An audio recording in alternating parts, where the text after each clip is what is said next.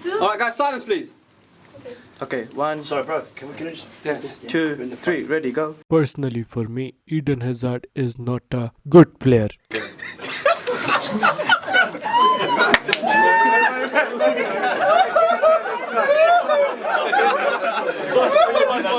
Still Hazard, and still heading Hazard. People in love with football, people must be in love with Eden Hazard. Trying to find a way through.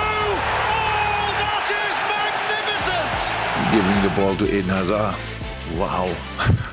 Eden Hazard, a magician to watch, a wizard to watch, a wonderful player to watch. जहाँ पे वो 24 साल की उम्र में ही Premier league player of the season होते हैं, बैलन डोर के कंटेंडर्स में टॉप 10 आते हैं एंड 32 साल की उम्र में वो रिटायरमेंट ले लेते हैं। तो आज इस वीडियो में हम ईडन हैज़ार्ड का करियर जानेंगे, कैसे उनका राइज रहा, क्या उनका गोल्डन पीरियड था, क्या क्या उन्होंने ट्रॉफीज़ जीती, कितने डेकोरेटेड प्लेयर है ईडन हैज़ार्ड एंड कहाँ पे उनका डाउनफॉल शुरू हुआ। पर आगे बढ़ने से पहले सब्सक्राइब करिए मेरे चैनल को, क्योंकि subscribing is the easiest way to support me and like on this video और any other video is highly appreciated. And description में जाओ, डिस्कॉर्ड का लिंक होगा, ज्वाइन करो, वहाँ पे हम football and gaming related discussion करते रहते हैं, so make sure you join my Discord.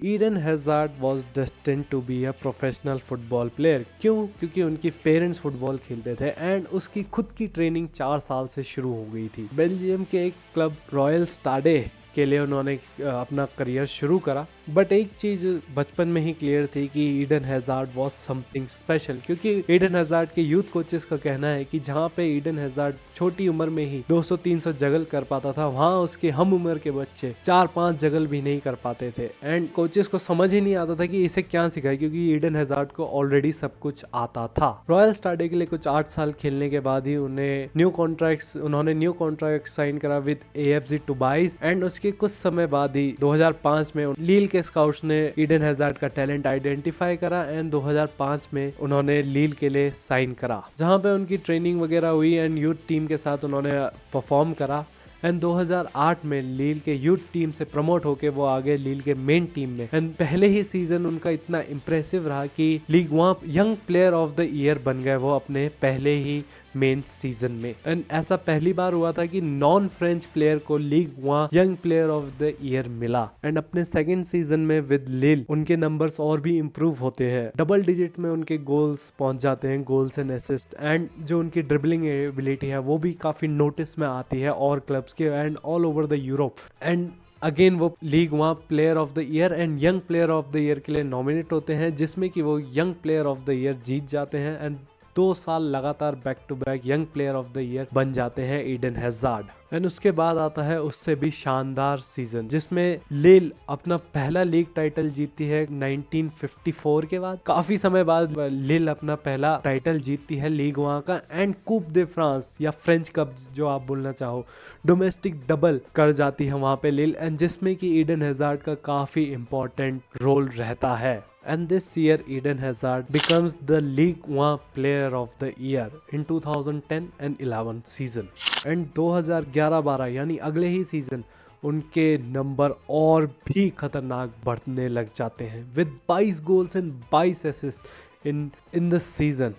That's just mind blowing. And लीन के टेन्योर के दौरान ही ईडन हैज़ार्ड थोड़े से बदनाम भी हो गए थे, बदनाम इन द सेंस कि उन्हें लेजी कहा जाने लगा कि वो अपनी ट्रेनिंग प्रॉपर नहीं करते and coaches and training staff हर कोई ईडन हैज़ार्ड को लेजी बोलने लग गया। लीग 1 में यहाँ पे ईडन हैज़ार्ड का काम हो चुका था खत्म, फ्रांस के अंदर काफी तबाही मचा चुके थे Eden hazard and all over the Europe hazard के लिए इंटरेस्टेड है real Madrid, Barcelona, Arsenal, Manchester United, बड़े बड़े clubs, but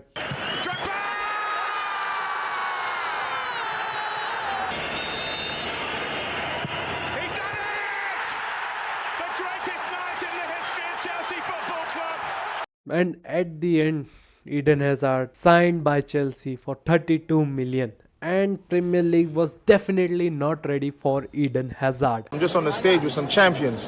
Number one also. Number one also. You don't know. Premier League एक फास्ट पेस एंड काफ़ी तेज़ league है, उसमें वो बिल्कुल ही सीमलेसली सेट इन हो जाते हैं, बिल्कुल ही फॉर्म पकड़ लेते हैं अपना, एंड आते ही चेल्सी में ज्वाइन करते ही वो अपना इम्प्रेशन जमाना शुरू कर देते हैं, लोगों को इम्प्रेस करने लगते हैं all over the world and across England as well. अपने पहले ही सीजन में Eden Hazard 13 goals and 24 assist provide करते हैं चेल्सी के लिए। अपने पहले ही सीजन में Eden Hazard Chelsea player of the year जीत जाते हैं with and Europa League title, जहां पे चेल्सी यूसीएल में कुछ खास प्रदर्शन नहीं दिखा पाती है, बट यूरोपा में they end up winning the title. And 13-14 season के लिए ईडन हैजार्ड को PFA player of the young player of the year का अवार्ड मिला, and player of the year में जस्ट बिहाइंड लुइस सुआरेज उन्होंने finish करा। Then आता है 14-15 सीजन जोसे मौरिन्यो के अंडर, जिसमें शुरुआत में ईडन हैजार्ड एंड जोसे मौरिन्यो के बीच थोड़ी सी नोकझोंक हो जाती है। ईडन हैजार्ड को जोसे मौरिन्यो का काउंटर अटैकिंग स्टाइल बिल्कुल पसंद नहीं आता, थोड़ा सा कॉन्ट्रडिक्ट करते हैं वहाँ पे,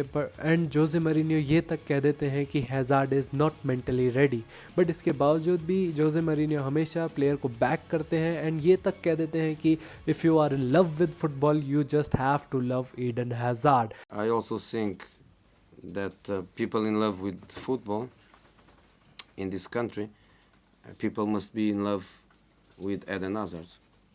एंड टॉप 3 वर्ल्ड के टॉप 3 में उसे रेट करने लग जाते हैं। And at the end of 14-15 season Eden Hazard leads Chelsea towards the title with lethal attack of Diego Costa and Juan Mata with his side. 14-15 के सीजन में ही Eden hazard बन जाते हैं premier league player of the season.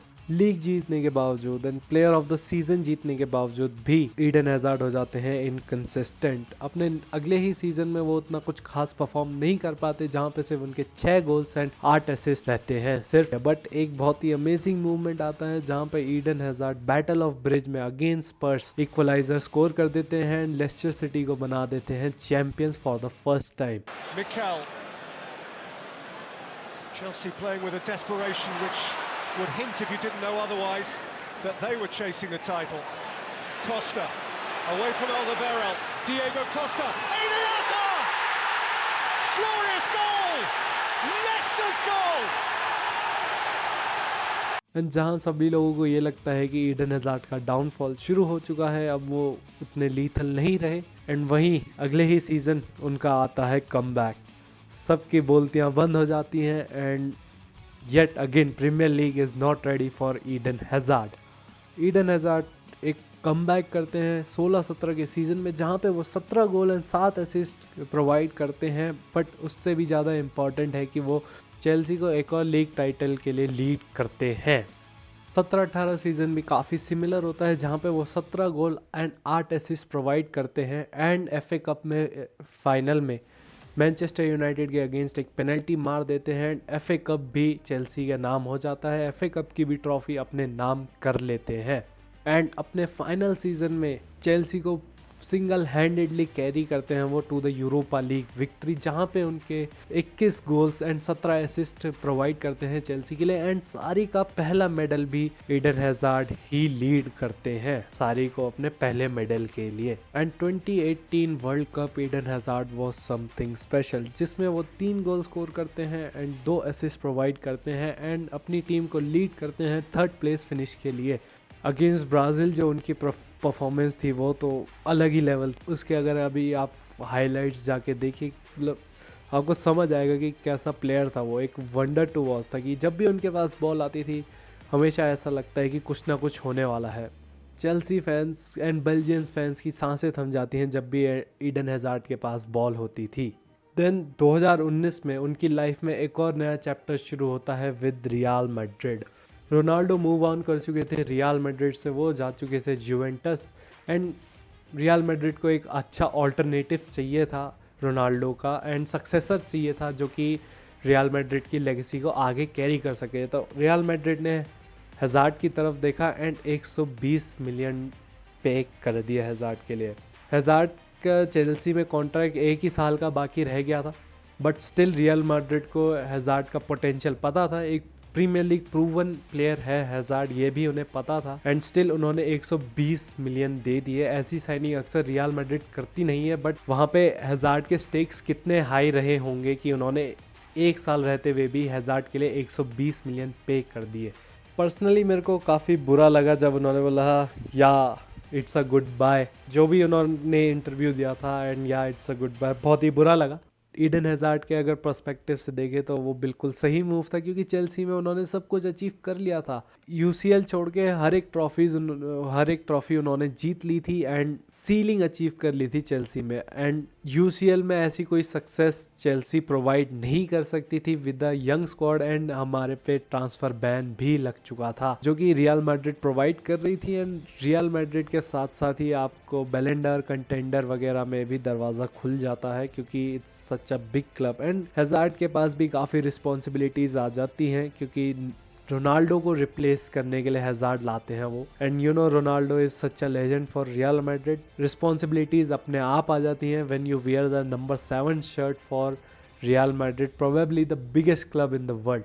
पर वहाँ पे Eden hazard का downfall शुरू हो जाता है, जहाँ पे इतने बड़े करियर के अंदर प्रायर टू रियल मैड्रिड सिर्फ 26 गेम मिस करे होते हैं इंजरीज से, और वहाँ पे 50% ऑफ द गेम पहले ही सीज़न में वो मिस कर देते हैं ड्यू टू इंजरीज। अपने lack of training and laziness की वजह से वो ओवर वेट भी हो जाते हैं, इंजरीज के चलते थोड़े से अनफॉर्चुनेट रह जाते हैं, कई मामलों में ओवर वेट हो जाते हैं, उनका game time and team selection भी कम हो जाता है। एंड 2022 में जब वो रिटर्न करते हैं तो सभी लोगों को लगता है कि ऐसा कम बैक होगा, but real Madrid move on कर चुकी है ईडन हैजार्ड से। वो विनीशियस एंड रॉड्रिगो जैसे काफ़ी प्लेयर ला चुकी है, and Real Madrid has moved on from Eden Hazard. June 3, 2023 में रियल मैड्रिड वहाँ पे कॉन्ट्रैक्ट टर्मिनेट कर देती है ईडन हैजार्ड का, क्योंकि देख के पर्सनली काफ़ी बुरा लगता है। कुछ 2-3 महीने के लिए वो फ्री एजेंट रहते हैं, ऐसा लगता है कि चेल्सी प्लीज़ साइन कर ले, एक रिटर्न हो जाए, एक झूठी उम्मीद रहती है। बट 10 अक्टूबर 2023 को ईडन हैजार्ड रिटायरमेंट अनाउंस कर देते हैं from club football as well. तो यहाँ पे बस यही लगता है कि यार बंदा मेंटली हार चुका है अपने आप से, मेंटली उन्होंने गिव अप कर दिया है फुटबॉल खेलने से। बट जो उन्होंने मोमेंट्स हम चेल्सी फैंस को दिए हैं, that was just unbelievable memories, जो कि आने वाले टाइम में याद रहेंगी बस। Goal out of nowhere against Liverpool in Carabao Cup, हम हार रहे होते हैं आई थिंक 1-0 से, एंड राइट विंग से आउट ऑफ नोवेयर उन्हें बॉल मिलती है एंड वो ड्रिबल पास्ट करके पेनल्टी बॉक्स में जाते हैं एंड एक शॉट मारते हैं जो कि गोल हो जाता है। युर्गन क्लॉप तक को वो स्टन कर देता है एंड पूरा स्टेडियम वहाँ पे सन्नाटे में रहता है कि ये क्या हो गया। आउट ऑफ नोवेयर वो गोल आता है। Signature moment in it. We may just brilliant run by Hazard. Oh, that is absolutely phenomenal. Yeah, deep defending and then giving the ball to Eden Hazard. Wow. Not too bad, to be honest. एक गोल against Arsenal जहाँ पे Arsenal के player को बिल्कुल ही गिरा देते हैं, fidget spinner बना देते हैं एंड अकेले सोलो रन में वो चले जाते हैं एंड गोल स्कोर कर देते हैं। So by Coquelin, a little too elaborate. No, if ever you want to put a good slant on the word destructive, it's Kante. Hazard. Creative. And running at Koscielny. Eden Hazard's gone all the way!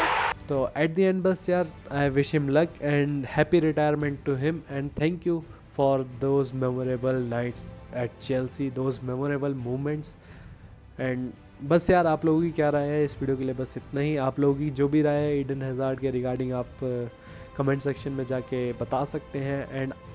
And for me personally he was the best Chelsea player of the previous decade and best left winger of the previous decade for Premier League. After Ronaldo, I think best left winger मैंने Eden Hazard को ही देखा है। तो आप लोगों की जो भी राय है कमेंट सेक्शन में लिख दो। आज की वीडियो के लिए बस इतना ही। ये था एक गुड बाय ईडन हैजार्ड के लिए एंड तब तक मिलता हूँ मैं आपसे नेक्स्ट वीडियो में। तब तक के लिए ख्याल रखिए अपना।